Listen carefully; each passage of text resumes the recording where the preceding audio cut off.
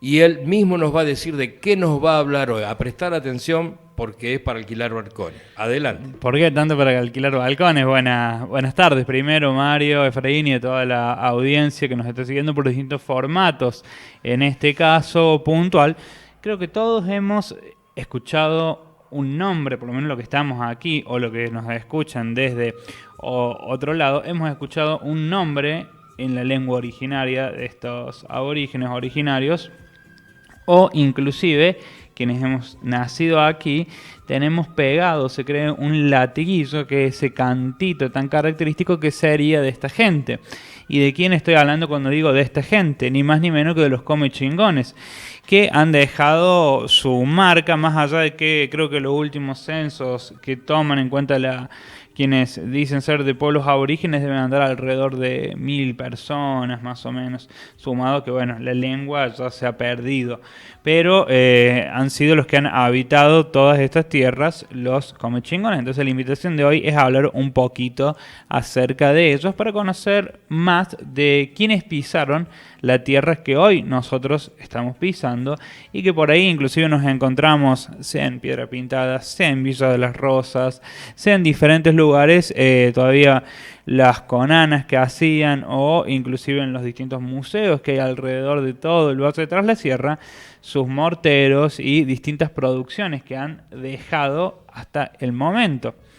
Estos muchachitos eran sedentarios y vivían en pequeñas aldeas. Estamos hablando, cuando hablamos de estas aldeas, entre 20 y como máximo no más de 100 personas. Ya creo que muchos hemos visto en el Museo de la Ciudad, de aquí de Villa Dolores, por ejemplo, hay imágenes, en el Museo Roxen ya está más bien graficado este tipo de vivienda que tenían, que era entre piedra, paja y barro, construido siempre entre las laderas de las montañas. ¿Con qué objeto? De protegerse del viento y del frío. Además, esto de que eran enterradas, este tipo de construcción que tenían para poder vivir, teniendo en cuenta, ¿no?, lo frío y lo ventoso que pueden ser las sierras de aquí de Córdoba, en donde ellos habitaban. En tanto que su economía, su forma de vida, de subsistencia, no conocían lo que era los cultivos, sino que se basaba, si bien, en agricultura, ganadería y la caza. Fundamentalmente eran mayoritariamente cazadores. Pero tenían ciertos cultivos como el maíz, porotos, zapallos, y criaban llamas, guanacos y ciervos. Esto era no tan solo la base alimenticia, sino también era cómo se iban a vestir en base a las pieles de estos animales.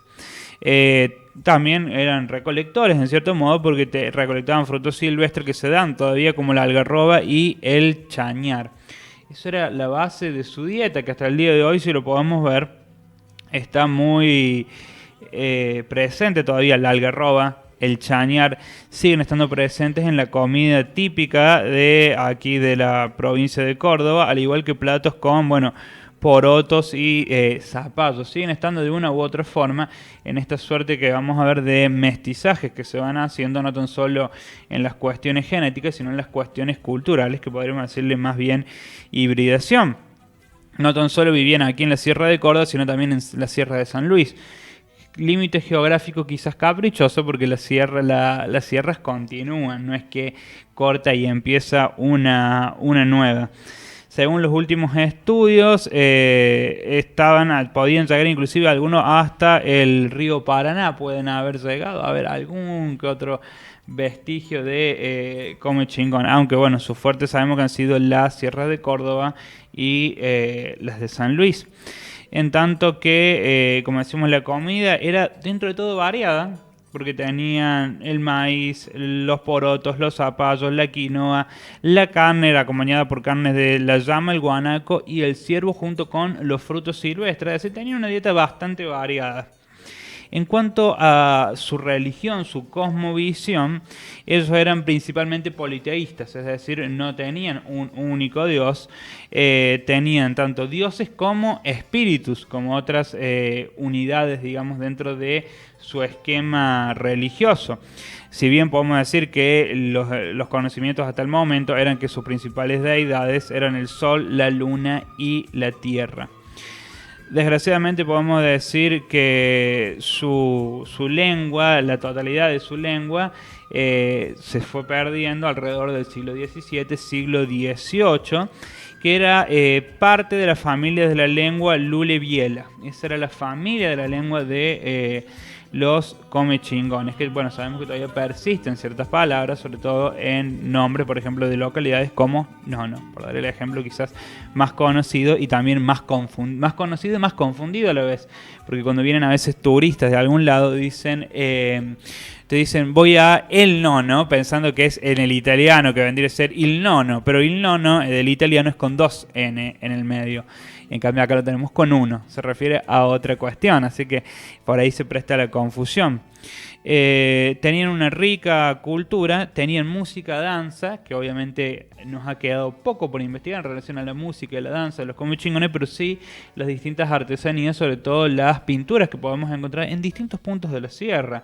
El caso más conocido aquí en Villa Dolores sería La Oreja, en donde vemos en la parte de abajo estas iconografías que siempre dicen significa que hay remansos. No sé si será ese el significado. Hay una bibliografía, creo que de la década del 60, que lo hacen en la Universidad Nacional de Córdoba, que tiene creo que es uno de los listados más completos de lo que es digamos, la simbología de los comechingones y su significado.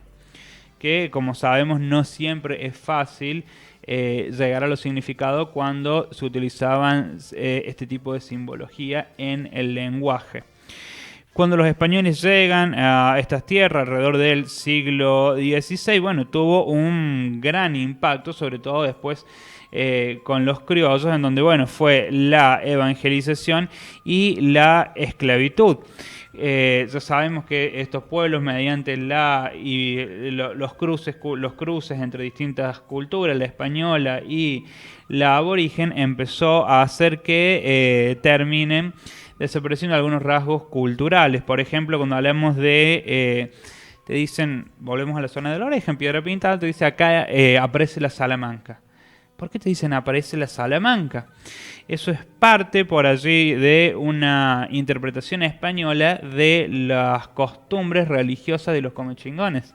Porque cuando ellos veían que estaban haciendo sus prácticas culturales o prácticas religiosas, no las comprendían. Entonces, al no comprenderlas, tengamos en cuenta que es un choque de culturas, no era propio de la mentalidad de la época, conocían el judaísmo, el cristianismo y el Islam. Cuando veían todo esto, lo primero que lo asociaban era una práctica satánica. ¿Y por qué le decían la Salamanca?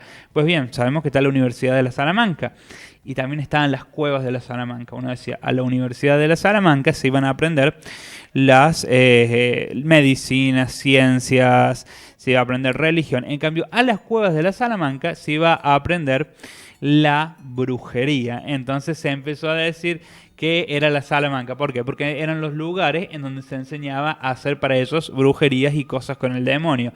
Y hasta el día de hoy ha quedado muy marcado eso que ha sido propio de parte de la visión española y no propiamente de la visión de los comechingones. Por eso también quería traer esto, porque es bueno saber por dónde caminamos e inclusive que muchos por ahí de los preconceptos que tenemos, como esto de la Salamanca, zona de brujería, ha sido por una interpretación propia de la época, que hoy la podemos considerar errónea en virtud del conocimiento que tenemos actualmente.